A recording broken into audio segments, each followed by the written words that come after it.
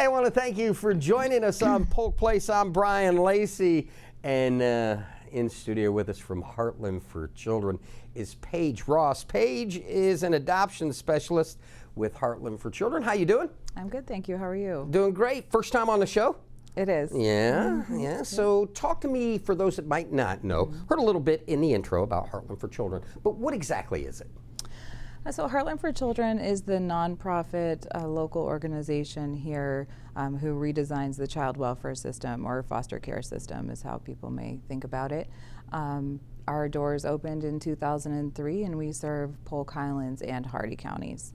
Our mission and what we do is provide services or manage a network of services that assist in meeting the needs of our children in our communities who've experienced abuse, abandonment, and neglect. And of course, our goal is always safety and stability and permanency. However that may look, it can look different for every family, and sometimes that's adoption, which is why we're here today. In the past, when you guys have come in, we've highlighted your efforts as far as being foster families, but you work on a different side of the house. Talk to me a little bit about the adoption side, if we could, please. Yeah, absolutely. So Heartland really considers foster and adoption two separate tracks. They both require a special skill set, but somewhat of a different skill set. And we really focus on our adoptive families to be those permanent homes. And so some of the needs that the children have are similar, but we really do separate the foster and adoption. Adoption is forever. Our foster families are caring for children on a more temporary basis, which timeframes can certainly change based on each case. The kids that are looking for their forever families are with you guys through no fault of their own. Absolutely. Talk about the importance and the need for those to adopt them, please. There's such a huge need. We currently have 48 children who are unmatched, is what we would say, unmatched and waiting for their forever family. And you know, those kiddos are really out there without a family, which is really tough to think about. We know that there are roughly over 40 children waiting to be adopted. Let's talk success story. Over the last few years, what are some of the numbers that are successes for children in finding their forever homes?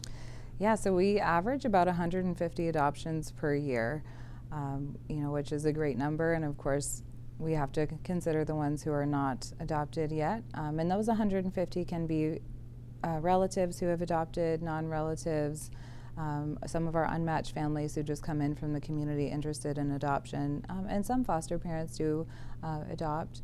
And so that 150 is not all children who are waiting for a family and didn't have one. And then we have our 48 who are currently waiting. And really our greatest need with those waiting children is people who are interested in older youth. So for example, right now 32 of those 48 are ages 12 and over. And also large sibling groups and greater needs, so higher medical needs or therapeutic, emotional, social type needs. So that's really, we have a lot of really beautiful stories, and we also have a really great need in our community. From the adoption standpoint, what are some of the things that a family interested in adopting is going to have to do? Walk me through the steps, if you would, please. Sure. So we start with what we call an informational night. Post-COVID, it's now a video. But what that does is really kind of give you an introduction into what the process looks like. So we talk about some things that make adoptive families successful. We talk about our process, which includes a class. So we have our Adoption 101 course, and that really focuses on teaching people about trauma. So of course some of the basics about adoption, but largely focuses on helping families understand how trauma changes the brain and how children respond to trauma. And then of course how to parent those children, because it's different than raising children in a traditional manner, because your job is a healer. And so we kind of give a short introduction into that. Once families have watched the info night, if they are interested in moving forward, then we just start looking at each of the families and talking with them. And ultimately there's our class that they would complete.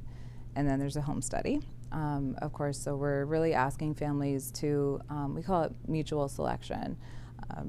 You know your family better than anybody else, right? And so, of course, while we're assessing families, we want families to assess themselves too, and really, really think about the information that they're learning and if this is something that they want to incorporate into their family.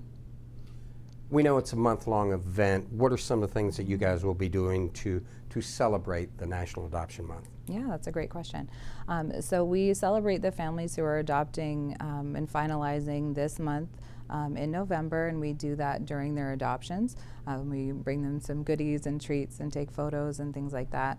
And then we also have a larger celebration that includes all of the families who've adopted over the last year. And that's just a great time to kind of reconnect and see everybody all together again. As we know, it's a month-long event, but in all honesty, it should be every day of the year. I'm going to give you the last minute on this. Talk about the need for families for the adoption process and inspire those out there that might be watching to become a part of Heartland, of Heartland's success stories, please. Yeah, absolutely. What I've learned over the last 20 years is that our kids, they're kids, and you're right, they're here for no fault of their own. And they have good hearts, and what they need are healing families. And I think that there's a lot of families out there who may have that in them, who may have that ability to be able to come in and understand and learn not just what the child has been through, but also how they can most help their kids heal. And as you can see on our website, if you go to our Heart Gallery, you'll see many of our children who are available. And just kind of get a look and see what kind of kids are out there. And it's beautiful. You really have the opportunity to change a kid's life, which changes the world. Paige, I want to thank you for coming in. You guys, anytime you want to come in and talk adoptions, want to talk foster families, I know we're going to have you in next month for the Santa program that you guys do too. Ooh, that's a fun one too. Yeah, I look forward to talking with you guys again. But please come back and see me. All right. Heartland for Children would like to remind you November is National Adoption Month. The national campaign seeks to increase national awareness of adoption issues, bring attention to the need for adoptive families for teens in the U.S. foster care system, and emphasize the value of youth engagement and promotes adoption from foster care and raises awareness of more than 122,000 nationally. Children and teens who are waiting to be adopted. There's a great need throughout the state of Florida for families to open their hearts and their homes to children and teenagers in need of a forever family. Now, if you need more information, you can give them a call, 863-519-8900, extension 223, or you can look them up on the web at heartlandforchildren.org. If you enjoyed that episode of Polk Place, I invite you to like, share, and subscribe to the channel, and even check out the next one.